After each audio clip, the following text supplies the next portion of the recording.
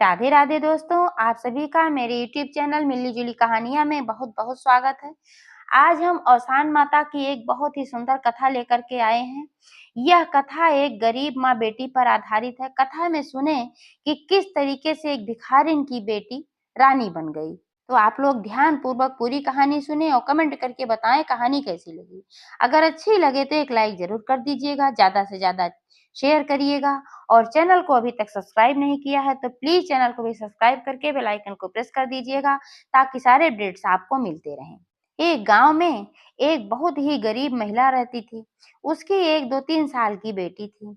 तो वो गरीब महिला जो थी भीख मांगती थी और भीख मांगकर जो भी कुछ मिलता था उसी से अपना और अपनी बेटी का पेट पालती थी।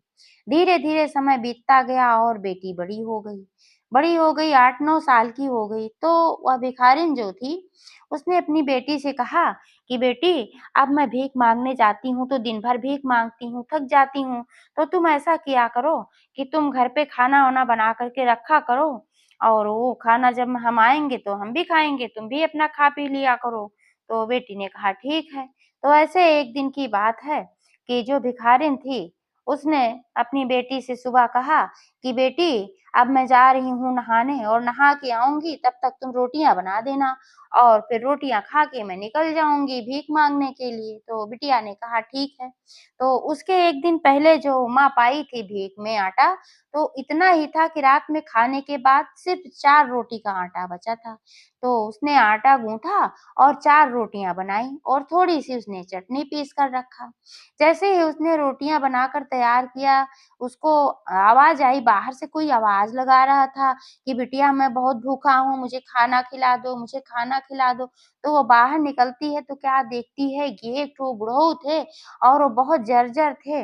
उनको बहुत भूख लगी थी, भूख प्यास से एकदम व्याकुल थे, उनको चक्कर आ रहा था और गिरे जा रहे थे, संभल नहीं रहे थे। तो फिर बिटिया को बड़ी दया आई, वो बहुत दयालु थी। तो वो बाहर निकली और बाबा को बोली, बुढ़ऊ बाबा आप बैठो, मैं आपके लिए खाना लेकर आती हूँ। लेकिन मेरे घर में दाल सब्जी नहीं है क्योंकि मैं बहुत गरीब हूँ। तो उन्होंने कहा बेटी जो भी कुछ है वही खिला दे तू। तो फिर वो लेकर के वही चटनी और 4 रोटी आई और बुढ़ऊ बाबा उसको खाए, पानी पिए, आशीर्वाद देते हुए वहां से चले गए।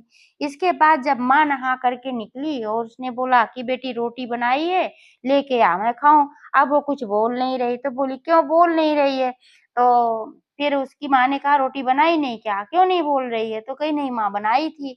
तो कही तो क्या खा गई सारी क्या। तो बोली कि नहीं मैं खा नहीं गई हूँ। तो फिर कही फिर क्या हुई रोटी।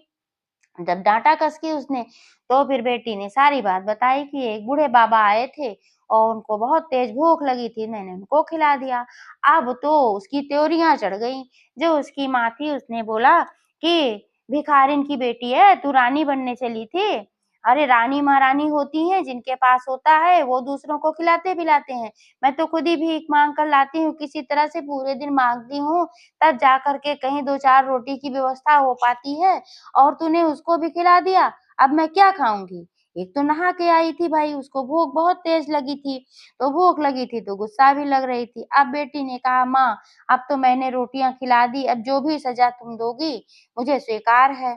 तो माँ तो गुस्से में थी, उसने उसको खूब मारा पीटा और कहा तू मेरे घर से निकल जा। तो उसको घर से निकाल दिया। अब वो घर से निकल गई बेचारी तो कहाँ जाए, जंगल जंगल भटक रही थी। भटकते भटकते थक हार कर एक पेड़ के नीचे वो वहीं सो गई। अब जब वहां वो सो गई तो अचानक से फिर उसके कानों में आवाज आई, किसी ने कहा बिटिया उठो। तो जब वो देखती है कि उसके सामने एक बुढ़िया माई दिखती हैं, तो वो पूछती है माई तुम कौन हो। तो वो बोलती हैं बिटिया मैं तो एक बुढ़िया हूँ, मेरे कोई नहीं है और मैं अकेली इस वन में एक कुटी बना करके रहती हूँ। तुझे देखा तो मैं यहाँ पर चली आई तुझे पूछने की क्या हालचाल है और क्यों तू परेशान है, क्यों यहाँ पर सो रही है। तब उस भिखारिन की बिटिया ने रो रो कर सारी बात उस बुढ़िया माई को बता दी। अब बुढ़िया माई ने कहा बेटी तू परेशान न हो, मेरे भी कोई आल औलाद नहीं है, मैं भी अकेली हूँ। तू चल मेरे साथ मेरी कुटी में रहना, जो मैं खाऊंगी वो तू खाना। थोड़ी सी मेरे पास खेती है, उसी में मैं काम करती हूँ, सब्जियां उगाती हूँ, वही बेचती हूँ, उसी से जो धन मिल जाता है तो उसी से जीवन यापन करती हूँ। तू भी उसमें हाथ बटा लेना, मदद कर लेना, दोनों मिलकर रहेंगे।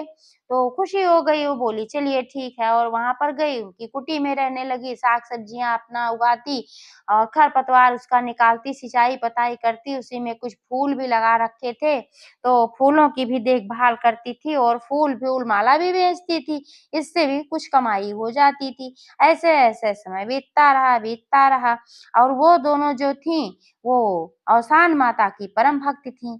वही जंगल के किनारे एक औसान माता का छोटा-सा मंदिर था, तो बुढ़िया माई और वो बिटिया जो थी भिखारिन की, दोनों लोग रोज़ नियमित रूप से जाती थीं औसान माता के चरण पे अपना जल-वल चढ़ाती थीं, फूल चढ़ाती थीं अपने बगीचे का और जितना हो सकता था संभव उतना पूजा-पाठ करती थीं।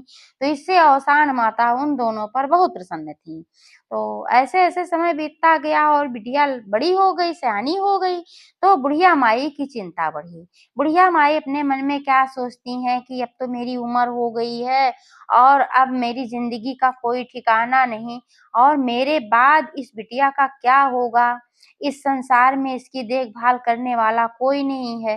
तो वो एक दिन जब पूजा करने गईं औसान माता के मंदिर में, तो वहाँ पर बुढ़िया माई ने औसान माता से बहुत ही विनती की कि हे माई, अब तू ही इस बिटिया के संकट काट, कोई तो ऐसा मिला दे कि जो इसको ब्याह करके ले जाए और इसकी भी घर गृहस्थी बस जाए।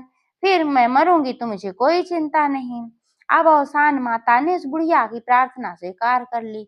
जब लड़की रात को सोई तो उसके सपने में औसान माता एक बुढ़िया माई के रूप में आईं और उन्होंने कहा, बेटी तेरी माई बड़ी चिंता में है, तू उससे बोलना कि उसके चिंता के दिन गए, अब तुझे एक राजकुमार आएगा और ब्याह कर ले जाएगा, अब तू भिखारिन की बेटी नहीं रानी की बहू कहलाएगी, रानी बन जाएगी। यही कहकर औसान माता अंतर्ध्यान हो गईं। अब उसकी आँख खुलती है तो क्या देखती है कि कहीं कुछ नहीं, ये तो सपना था और जब वो सुबह उठती है, तो बूढ़ी माई से अपना सपना बताती है। बूढ़ी माई प्रसन्न हो जाती हैं। बूढ़ी माई कहती हैं, बिटिया निश्चित रूप से ये औसान माता थीं और औसान माता के रूप में वो आकर वरदान देकर गई हैं तुझे, अब उनका वरदान खाली नहीं जाएगा।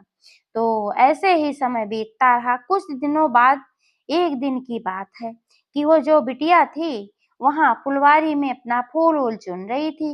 तब तक वहीं पर एक राजकुमार घोड़े पर सवार होकर अपना शिकार खेलने के लिए वन में आया और उसने जब उस लड़की को देखा तो एकटक देखता ही रह गया। भला की खूबसूरत, बहुत ही सुंदर लग रही थी। उसके हाव-भाव भी उसको बहुत पसंद आ गए। तो लड़की के पास आकर क्या बोलता है कि भई लड़की तुम कौन हो? तुम तो बहुत ही सुंदर हो और मेरे मन को भा गई हो। मैं तुम्हीं से शादी करना चाहता हूँ। क्या तुम मुझसे शादी करने के लिए तैयार हो? तो लड़की बोलती है कि हे राजकुमार, तुम तो एक बड़े राजकुमार हो, मैं तो साधारण घर से हूँ, तो फिर तुम्हें तो राजकुमारियाँ मिल जाएँगी, तुम मुझसे शादी करना क्यों चाहते हो?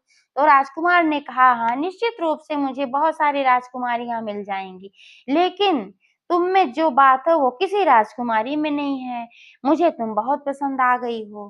तो लड़की बोलती है कि जो भी है, मेरी माई है, उसी से बात करो। तो फिर बोलता है कि तुम्हारी माई कहाँ है? मुझे मिलवाओ। तो अपनी माई के पास कुटिया में लेकर जाती है और फिर सारी बात बताती है। तो राजकुमार को देखकर बुढ़िया माई बहुत प्रसन्न हो जाती हैं, सोचती हैं कि अब औसान माता जो सपने में वरदान दे कर के गई है, वो निश्चित रूप से सच होने वाला है। फिर भी वो राजकुमार से पूछती हैं कि, हे राजकुमार, तुम इतने बड़े राजकुमार हो कर के मेरी बेटी से शादी करना क्यों चाहते हो? तो राजकुमार ने फिर वही बात दोहराई। अब बुढ़िया माई प्रसन्न हो गईं, तो राजकुमार बोलता है कि हे बुढ़िया माई, अब यहाँ पर बारात लेकर आना तो संभव नहीं है, क्योंकि राजा-महाराजा सब बहुत सारे लोग आएँगे, उनकी व्यवस्था आप नहीं कर पाओगी, तो अपनी लड़की को मेरे साथ भेज दो, मैं राजमहल ले जाऊँगा और वहीं मैं शादी करूँगा। बुढ़िया माई कहती है कि ठीक है बेटा लेके जाओ। अब बुढ़िया माई अपनी बेटी को राजकुमार के घोड़े पर बिठा देती है, राजकुमार उसको लेकर के चला जाता है। अब बुढ़िया माई निश्चिंत हो जाती है और उधर राजकुमार जब उसको लेकर के पहुँचता है तो नौकर-चाकर देखते हैं कि राजकुमार तो बड़ी ही सुंदर लड़की लेकर के आए हैं। भागे-भागे राजा और रानी को बताते हैं, राजा-रानी बाहर निकलते हैं, देखते हैं कि राजकुमार सचमुच में एक बड़ा की खूबसूरत लड़की लेकर के आया है। तो राजा-रानी पूछते हैं ये कहाँ मिली और है कौन? तो राजकुमार बताता है कि एक साधारण परिवार की लड़की है और ये मुझे बहुत भा गई है, बहुत ही संस्कारी है, इसी से मैं शादी करूँगा। तो राजा-रानी ने कहा कोई बात नहीं, उन्होंने सोचा जब मेरे लड़के को पसंद है तो शादी तो करनी ही है, कर देता हूँ। तो फिर राजकुमार से उसकी वहाँ पर खूब धूम-धाम से शादी हो गई। अब वो महल में रहने लगी, अब सुहागन हो गई, शादी हो गई तो वो औसान माता की दुल्हनिया भी चबवाने लगी और वह इतनी बड़ी रानी होने के बावजूद अपने हाथों से अपने परिवार का खाना बनाती, सभी और सास-ससुर पति की सेवा करती थी। इससे राजा-रानी भी बहुत प्रसन्न थे। तो इस तरीके से एक भिखारिन की बेटी औसान माता के आशीर्वाद से रानी बन गई। एक बार सब प्रेम से जयकारा लगाओ औसानी मैया की जय।